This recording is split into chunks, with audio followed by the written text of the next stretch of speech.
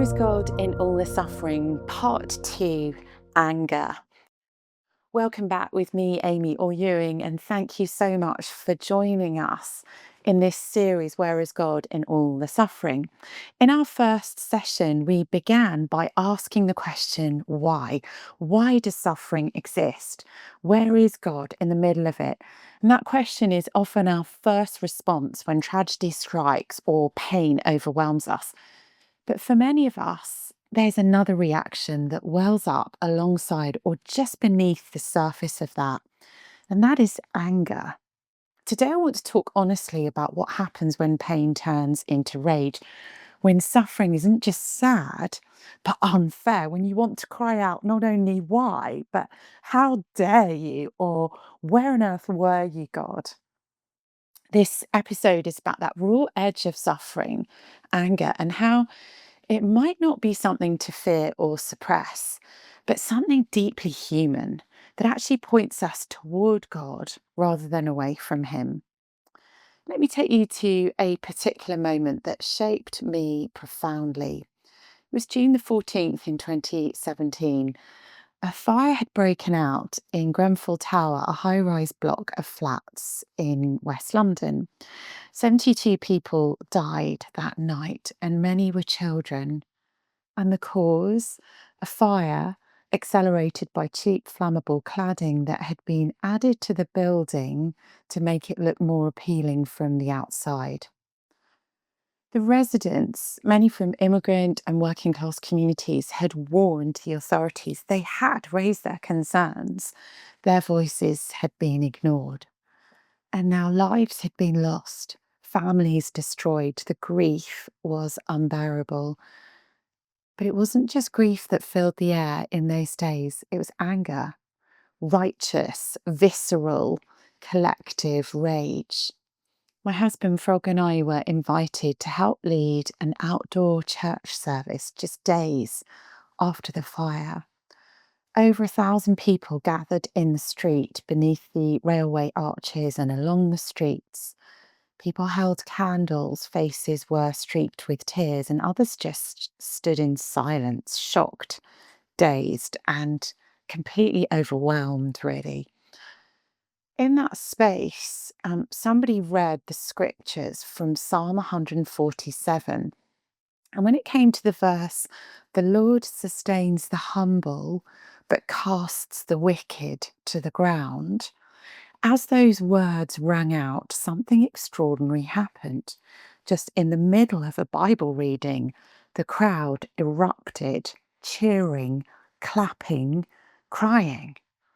Not out of hatred, but because someone had named the truth that they were living through, that what had happened was not just tragic, it was wrong, and someone needed to be held to account. It was as if this ancient voice of scripture had given people their voice. Their anger had found its place in the story of God. When horrendous things happen to us or to those we love, when we experience loss and disappointment, it's common and it is a truly human reaction to feel anger. On one level, this is actually completely right and appropriate.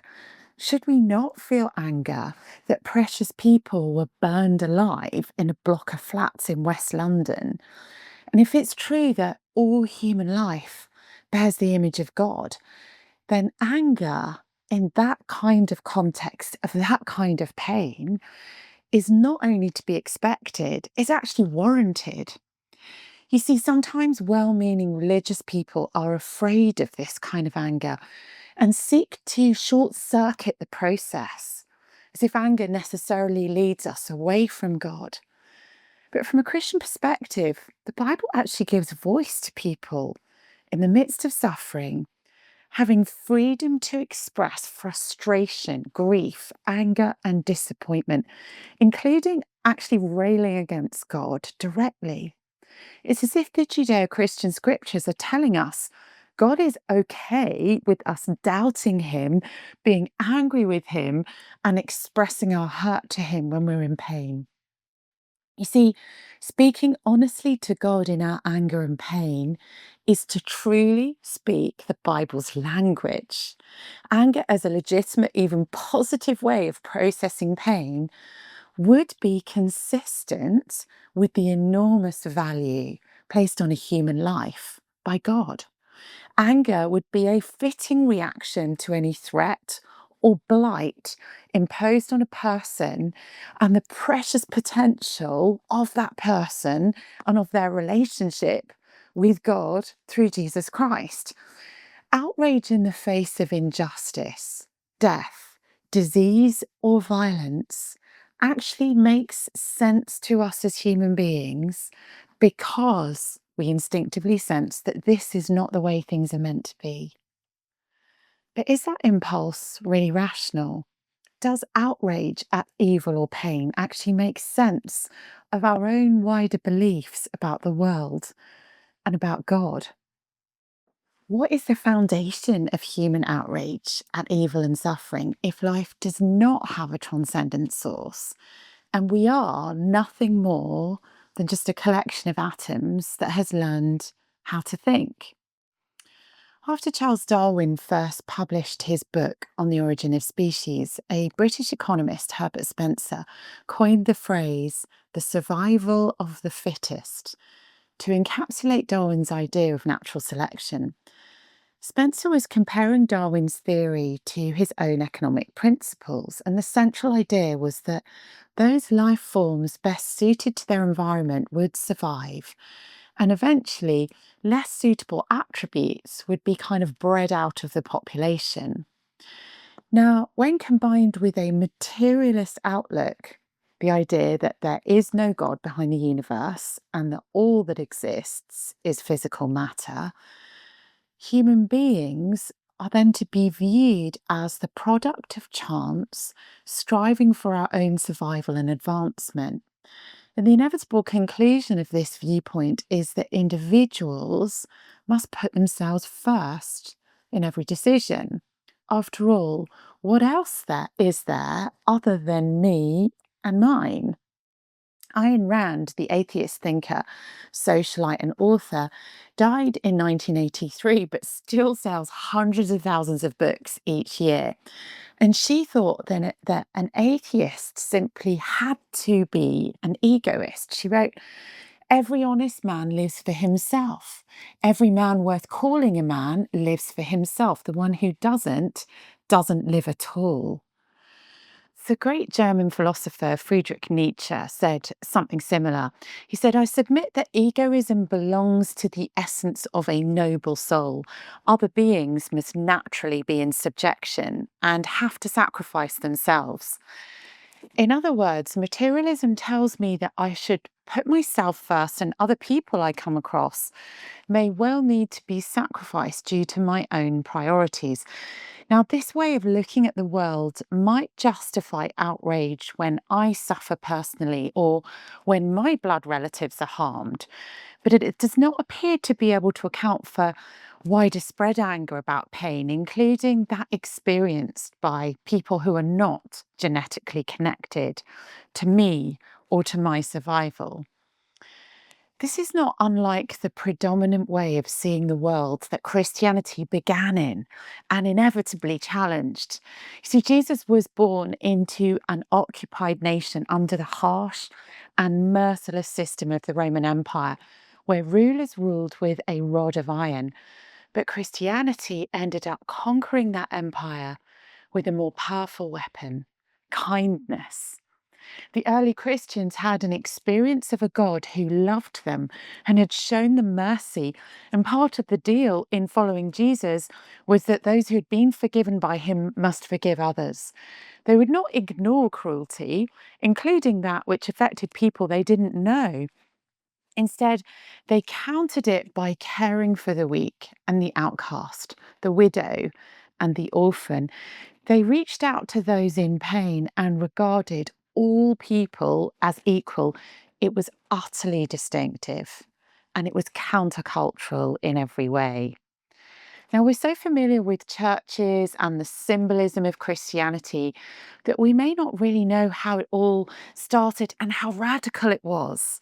In a discussion hosted by the New Statesman, the former Archbishop of Canterbury, Rowan Williams, spoke to philosopher and leading British atheist John Gray, who acknowledged that the Christian faith is the origin of the modern Western liberal value of not being cruel or even tolerating cruelty towards others. Gray commented, he said, I think that the distinctive contribution of Christianity is that if you think back to the ancient Roman world, then one feature that came in with Christianity was the idea that human beings, reflecting the nature of a Christian God, had some responsibility for not being cruel and not even tolerating cruelty. So a refusal to tolerate cruelty to others was a distinctive of the Christian faith in the ancient world. Now, of course, atheists and agnostics, as well as Christians, will experience anger and outrage in the face of the suffering of others. But my question is, what can account for that anger? The Christian idea that human beings are created in the image of God would apply, if true, whether an individual happened to believe it or not. If life is in some way sacred, we're going to have different ways of seeing this and knowing it to be true. At the foot of Grenfell Tower, I experienced that truth in the eyes and actions of people I've never met, including many who would not call themselves religious. You see, together in the smoke and the debris and the anguish, we knew the lives of those who had perished were undeniably precious. The loss of those lives made us angry and distressed and filled us with compassion. And I think that is best explained by the Christian faith and its commitment to the idea that all human life is precious because human beings are created in the image of God. So where is God in suffering? He's the one who grounds the sacredness of our loves and lives so that our anger when life is destroyed or a person is blighted actually points towards him, not away from him. Now, in Western liberal democracies, religion has a reputation for being bland, beige and insipid. There's this view that a person of faith should never really feel angry, that church going is for lackluster thinkers or believers. But as I read the Bible, I discover something quite different from formulaic organised religion, droning on about doing good. There are whole books of the Bible devoted to crying out for justice. Christian faith doesn't shut down our human outrage or anger at the violence or injustice of this world. In fact, it explains it, it propels it. That kind of anger has a place in the Christian story. A cry for justice and even judgment for the wicked echoes the very Christian story itself. If religious people seem like compliant do-gooders, out of touch with and a bit remote from the real world, it may come as a surprise to discover that the Bible gives powerful voice to human responses to pain that question God's goodness and express anger that terrible things are happening.